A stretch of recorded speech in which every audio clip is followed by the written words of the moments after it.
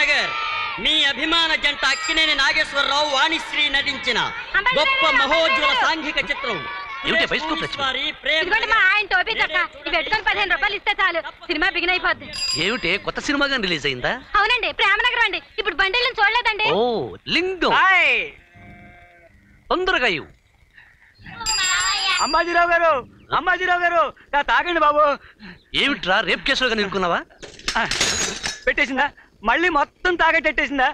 దీని సినిమా పెచ్చ కాదు కానీ నా తాడు తెగిపోతుందండి. అయ్యా అవకాశం లేదు కానీ నన్ను సినిమా టికెట్కి పిల్లల్ని చేగోడీలకి అమ్మేస్తుందండి బాబు. ఇంతకీ ఎంత కెట్టిందండి? పాతిక. ఇవాళ అయితే పాతిక, రేపైతే 35. బాబాయ్ ధర్మం 10 రూపాయలు వడ్డీ మీద అడుగుతుంది కాబోలు.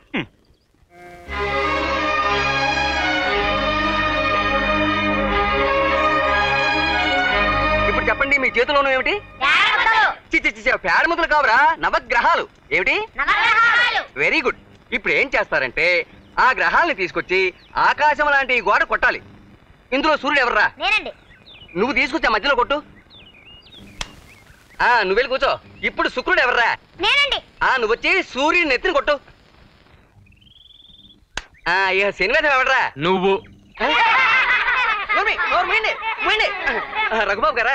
ఒరే పిల్లలు, ఎవరో తెలుసా? మన స్కూల్ బిల్డింగ్ కట్టించిన దాత ధూపాటి శేషం గారు అబ్బాయి. లేచి నమస్కారం పెట్టండి. ఇదిగో మాటారు. 6 రూపాయలు, 100 పిడకలు 4 రూపాయలు, పాత బాకీ 2, మొత్తం 6. కొద్ది పిడకలు కంపెత్తు. ఏంటి మాస్టారు, పిడకల వ్యాపారం చేస్తున్నారా? కాదు బాబు, ఖగోళ శాస్త్రం అని. ఖగోళ శాస్త్రం? ఖగోళ శాస్త్రం అనగా పేడను మెత్తగా పిసికి పొట్టుతో ముద్దలు చేసి గోడకు కొట్టి బాగా ఎండనిచ్చి వాటిని నేల మీద ఆరబెట్టి ఒక్క ఎండపొడ తగలనిస్తే 106 రూపాయలు కమ్ముకోవచ్చు. లేదు బాబు, 4 రూపాయలే. నిన్ను నమ్మి ఆ పిల్లల్ని స్కూల్కి పంపిస్తే నేటి బాలలే రేపటి పౌరులన్న మాటకు అర్థం మార్చేసి వాళ్ళని పాలేరులా తయారు చేస్తున్నావు. సిగ్గులేదు? ఎవరినైనా క్షమించవచ్చు గాని పిల్లల భవిష్యత్తు పాడు చేసే నీలాంటి వాళ్ళని మాత్రం క్షమించకూడదు. రేపటిలాగా స్కూల్ అంతా శుభ్రం చేసి పాఠాలు చెప్పావో సరే, లేకపోతే శాశ్వతంగా నువ్వు పేడ పిసుకోవాల్సి వస్తుంది. పిల్లలు చెప్పేస్తున్నాను, జాగ్రత్తగా వినండి. అమావాస్య, చుట్టుపక్కల ఎక్కడా లైట్లు లేవు. ఇటు నుంచి ఒక నల్లటి కారు వస్తుంది, వేగంగా వస్తుంది. కారు లైట్లు కూడా వెలగడం లేదు. రోడ్డు మీద ఒక నల్లటి మనిషి నల్ల బట్టలు వేసుకొని నల్ల కళ్ళజోడు పెట్టుకొని కారుకి ఎదురుగా వస్తున్నాడు. కారు వేగంగా వస్తుంది, వేగంగా వస్తుంది, వస్తుంది, దగ్గరకు వచ్చేసింది, వస్తుంది, వచ్చింది, పక్కగా వెళ్ళిపోయింది. చెప్పండి, ఆ కారు డ్రైవరు మనిషిని గుర్తించి ఎలా తప్పించుకుని వెళ్ళాడు? ఎలా? ఇప్పుడు చెప్పను, సాయంకాలం చెప్తాను. టాటా. ఏమండి బాబు, మీరు ఎక్కడున్నారా? మీకోసం గుడి దగ్గర అమ్మగారు ఎదురు చూస్తున్నారు. రే, ఓ ప్రశ్న అడుగుతాను, చెప్తారా? అడగండి. అమావాస్య, ఎక్కడా లైట్లు లేవు. ఒక నల్లటి కారు, దానికి లైట్లు లేవు, వేగంగా వస్తుంది. ఇంతలో ఎదురుగా ఒక నల్లటి మనిషి, నల్ల డ్రెస్సు, నల్ల కళ్ళజోడు ఎదురుగా వస్తున్నాడు. కారు వేగంగా వస్తున్నాడు. డమా! ఆ కారు ఆ మనిషి తప్పించుకు వెళ్ళింది. ఇప్పుడు చెప్పరా, ఆ కారు డ్రైవరు ఆ మనిషిని ఎలా గుర్తించాడు, ఎలా తప్పించుకు వెళ్ళాడు?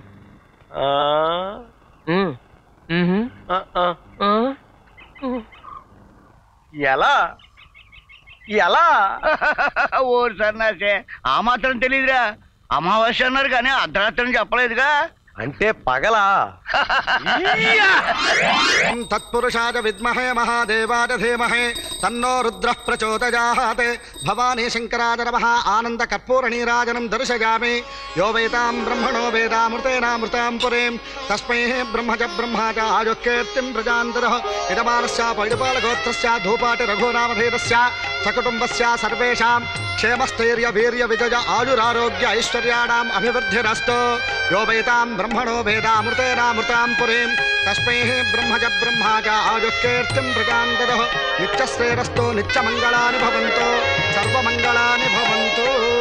బాబు, పుట్టలో పాలు పోసి ప్రదర్శనలు చేసి వస్తాను. నువ్వు ప్రసాదం తీసుకుని ఇక్కడే ఉంటావు.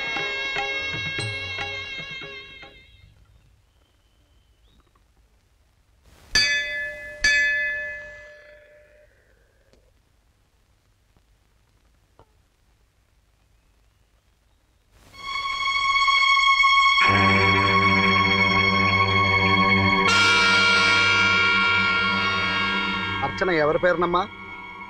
రఘు, ఆ కిరాతకుడు సర్వనాశనం కావాలని చేయండి. మీరు నీ ఆగర్భ శత్రువుని. నా తలకి దెబ్బ తగిలినప్పుడే అనుకున్నాను నాకు ఈ ఊళ్ళో శత్రువులు ఉన్నారని, కానీ ఇంత అందమైన శత్రువు ఉందనుకోలేదు. నోర్మయ్, మా అన్నను చంపి పిరికి పందలా పారిపోయిన వాడివి మళ్ళీ మాసిపోయిన గాయాన్ని రేపడానికి ఈ ఊరికి ఎందుకు దాపరించావు? ఆనాడు నువ్వు పెట్టిన చిచ్చు ఇంకా ఈ గుండెలో మండుతూనే ఉంది. ఆ మంటతో నీ చితికి నిప్పంటించకపోతే నా పేరు అన్నపూర్ణే కాదు. అన్నపూర్ణ, అన్నపూర్ణ, నువ్వు అనవసరంగా ఆవేశపడుతున్నావు. నేను చెప్పేది వింటే. ఏం చెప్తావు? కన్న కొడుకు దూరమై నా తల్లి పడే ఆవేదనకు నువ్వు కారణం కాదని చెప్తావా?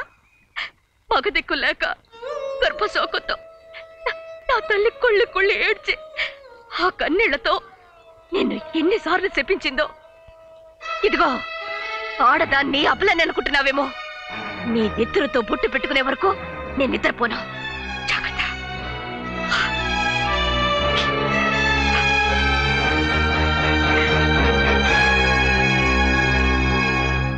ఒరే లింగం, ఈ రోజు తాడో పేడో తెలుసుకోవాలి. అట్లాగేనండి. తమా ఓ తమా బయటరా.